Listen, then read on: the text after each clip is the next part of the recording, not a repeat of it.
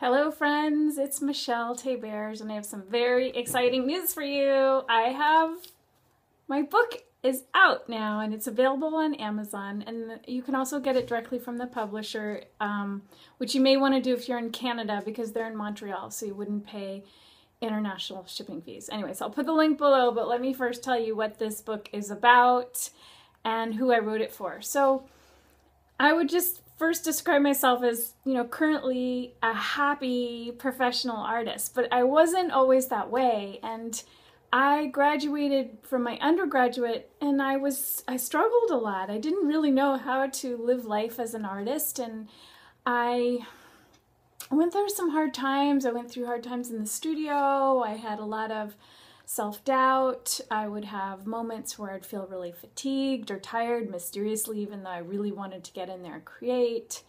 I also had fears about getting my work out into the world and submitting it in a public forum, that is, applying for exhibitions, grants, and other opportunities.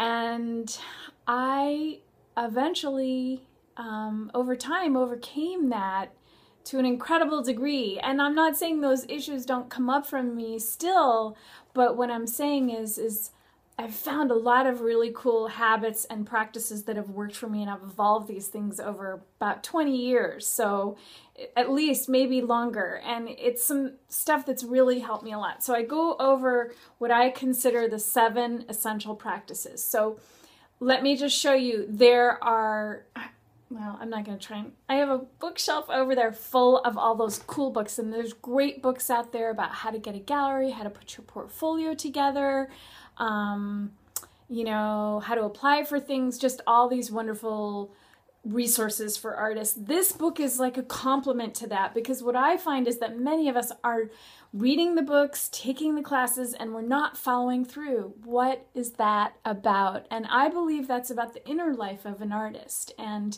I named my website for teaching The Mindful Artist, not because I am like the perfect example of a mindful artist. I aspire to be a mindful artist, but it's because there's that inner part of the artist's life that I find is where the true satisfaction resides.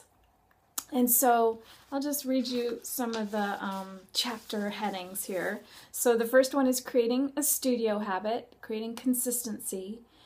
Second is managing your thoughts, awareness, and consciousness. And that helps if you have a meditation practice, but it's not necessary. And I even give you some specific steps to how to not let those inner critical voices take over and crush your creative spirit. So we don't want that to happen. Tap into yourself. Creativity is really important. Understanding the creative process.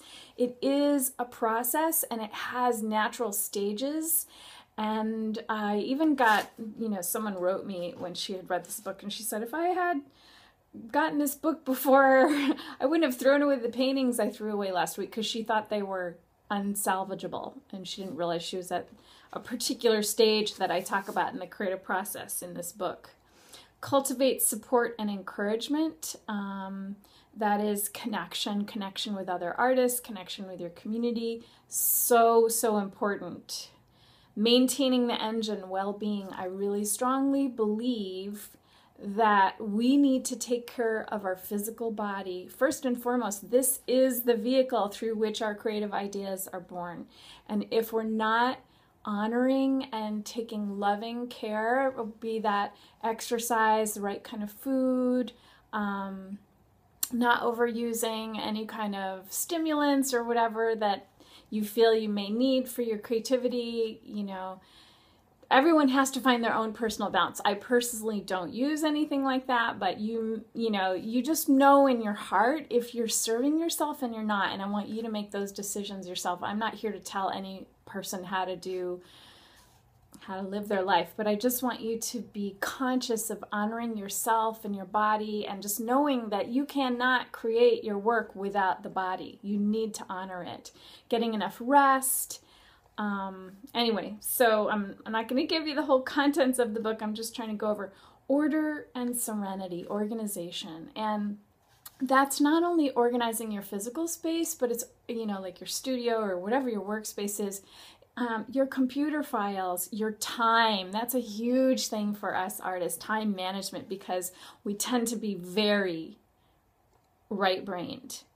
That's not the part that is good on following through on things, deadlines, appointments, and so forth.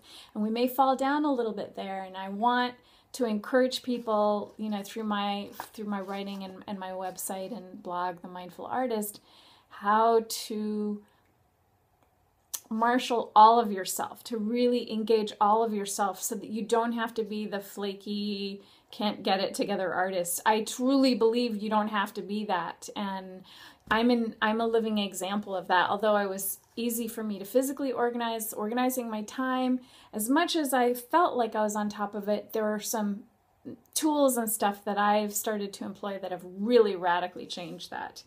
And then the 7th is setting clear intentions, visioning, setting goals. I think that's so important, not to just kind of like float free. I did that for so long, and I wasn't really bringing my work forth in the way I could if I'd had a little more of a strategy. And you can still do that and come from your heart and your soul and your very inner being with a lot of love.